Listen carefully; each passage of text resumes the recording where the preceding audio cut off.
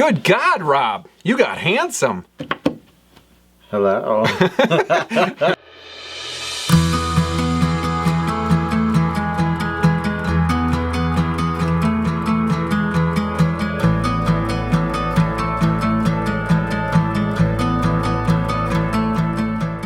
Hey everybody, welcome to Simple Diversion. My name is Graham. And my name is Chad. And Rob is unavailable because he is celebrating his honeymoon in London. Lucky man. Congrats Lucky to man. Rob for getting married about a week ago. Yep. And Chad was so nice to fill in because we realized we haven't gotten a video out for about 3 weeks. So really wanted to get something out there for you guys so that you don't give up on us and that you don't just say we're done and walk away. So Chad, Yes. what do we have here? We have the Tomatin 18 year, which is from the Highlands in Scotland. It is a single malt. It is a single malt Scotch. I don't know why I paused there for half a second, but yes, single malt Scotch. We had the 12 year, a couple weeks ago? Yeah, we've tried the 12 year. Yeah. We've just gotten on the Tomatin kind of bandwagon, and I know we're late to the party, but it's pretty good stuff. It is. For a while, because it was so cheap, I kind of just stuck my nose up at it and was like, you know, it's probably not good. Yeah. I'm too good for it. It's not worthy. It's not worthy. You know, it always, like, you know how they have so many Glen, it starts with Glen whiskeys, like Glengoyne, Glen... Morgy? Well, yeah, Glenmorangie, Glenfiddich, Glenlivet. Well, like the Glengoyne, you like never heard of it. It's just like a knockoff. Okay. So like for me, this kind of like fit into like it's just like it's below everything else and whatever. Like a B grade. Yeah. Or C grade, yeah. And part of the reason why is because it is so cheaply priced, and we'll get into that in a little bit too. But because it is so cheaply priced, this thing is an absolute steal. I feel like when I walked out the store, they should have been like arresting me or something. Call the cops! Call a cop!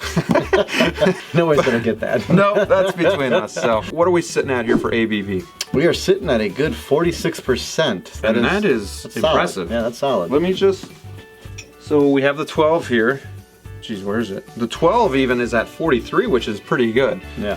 So I'll take that too. A lot of companies sometimes they just do the bare minimum. And you see it at 40%, and it's almost underwhelming. Like, I really wanted a little bit more because I feel like the higher the ABV, the more flavor you're getting, the stronger flavor that you're getting. Maybe that's just me, but No, I would agree. I mean, you want, if you're gonna spend your hard-earned money on something, you're gonna want to get something that's a bit of flavor, a little bit, you know, not say fuller, but something that you don't want something gets that's your bang like for your watered buck. down. Yeah. Yeah, yeah. Sometimes you pay upwards of $60, $70 for a single malt, and it's sitting at 40%. No, And here you're paying, I'll just tell you, this was $60 for an 18 year, it's not bad. and it's at 46%. We've never reviewed Tomatin, so we're just going to give you a little bit of info here. It was established in 1897. Please excuse the women, they're very loud. Hey, we're filming down here! Come on! Also, their motto is the softer side of the Highlands. I see that. Yeah. I think because I want to say that their flavors are very inviting and delicate, soft would be a good term, and that's probably why they describe themselves as the softer side of the Highlands. Yeah, I'd have to agree with them on that. They are going to be, very fitting. and they are going to be nestled right smack dab in the middle of the Highland region, which Chad mentioned, and we'll put up a little map right here so that you can see exactly where it is located if you ever want to visit. They are open year-round, 7 days a week for tours and visitors, so that's really cool too. And the word Tomatin means hill of the juniper bush. Is that right? Yes.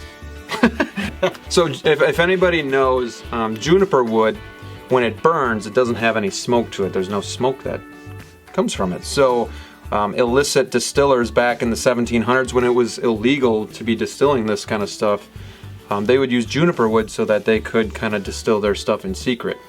That would be a terrible time to live, you know. I know. Back when it was illegal. I don't think I could have made it through the Depression. No. When, You get the whole money and jobs thing, but you had the whole prohibition. Prohibition. Yeah, it's not good. That's not good. I think I would have been going to the doctors a lot to get a prescription. Yes, that's true. A shot of bitters or whatever they sell you. Something that a lot of people don't know about Tomatin is about 80% of the employees still live on the distillery grounds, they have like distillery houses, and people that work there are able to live there. So it's a really unique feature about Tomatin, and you just know it's more than just a job. It's like a way of life. Like family. Yeah, exactly. And you know too that every bottle they make, they're making with pride, and they're really going to put their heart and soul into it because it means more to them. And I think that's too what's drawing me more to Tomatin a little bit. It's becoming one of my favorite distillers really quickly. Definitely grown on me too. Yeah, definitely something that I would not mind having in my my cabinet as well. One day. One day. It's cheap enough. I mean, we can afford That's it. True. That's true. And the 12 year is $30. It's cheaper than Glenmorangie even. Yeah. So something to consider if you're looking for a budget whiskey out there. I think Rob even had the 12 year in his top 5 whiskeys on a budget. So check that out too. That's a little bit about the distillery, but back to the whiskey in the bottle itself. This is going to be aged 18 years in refill oak casks, and then after that there is no timetable. I'm guessing it's a few months, maybe 6 months. It's going to be married in Spanish Oloroso butts. Yes. Do you know what a butt is? I do not know what a butt is. Please tell me, except for the hiney on my back.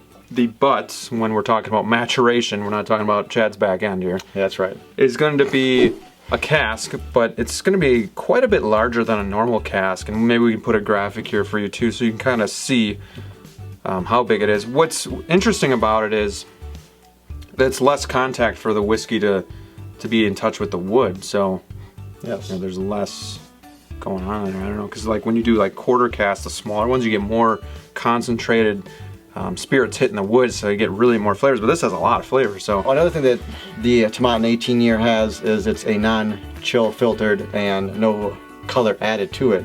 Natural, baby. Whereas the 12 and 15 year do have that. It's weird that they would choose to do it on some and not on another. Yeah. I'm not really sure what the thought process is behind that, but fair enough.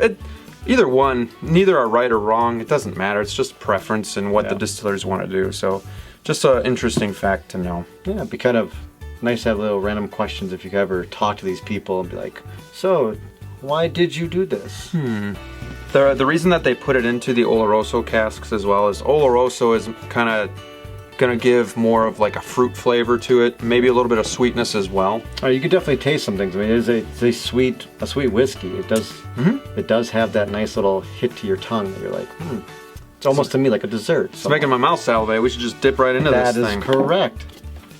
Oh, that was necessary, but okay. Give me a pour there, buddy. Okay. You want to hear it?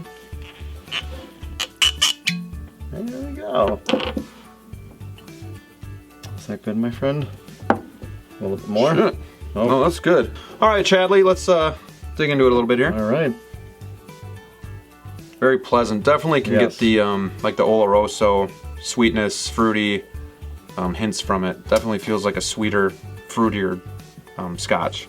Yeah, and another thing I'm getting on my nose as well is almost a little bit of like raisins, or flavor of the raisins. Almost like, for me, it's when you open that box of raisin, you get that first like initial hit of the actual raisins. That's what I'm hitting right now. So very delightful, delicate, inviting. This is a Scotch I can get behind. Yeah, definitely. Prost. Prost.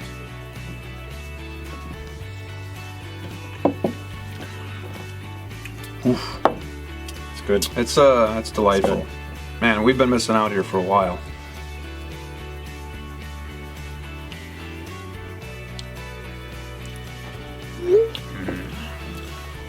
So, right off the bat, I'm getting honey,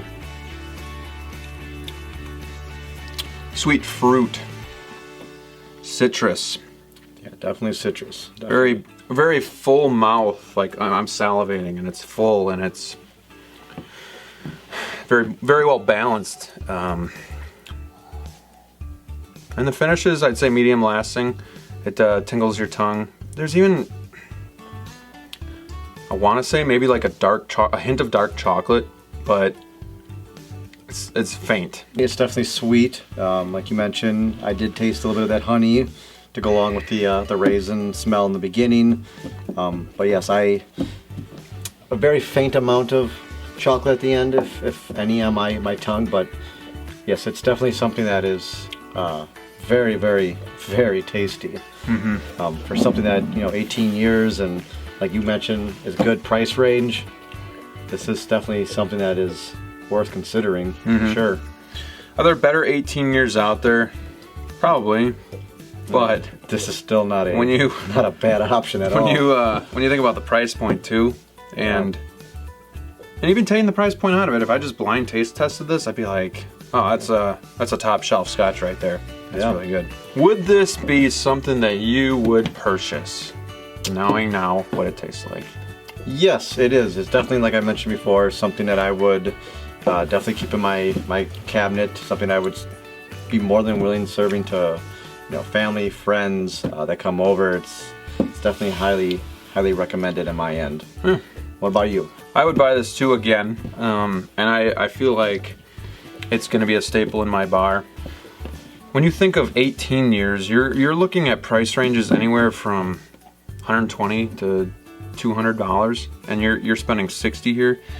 And not only is it something that you can show off to your friends and be like, look, this is an 18-year single malt, but it's $60.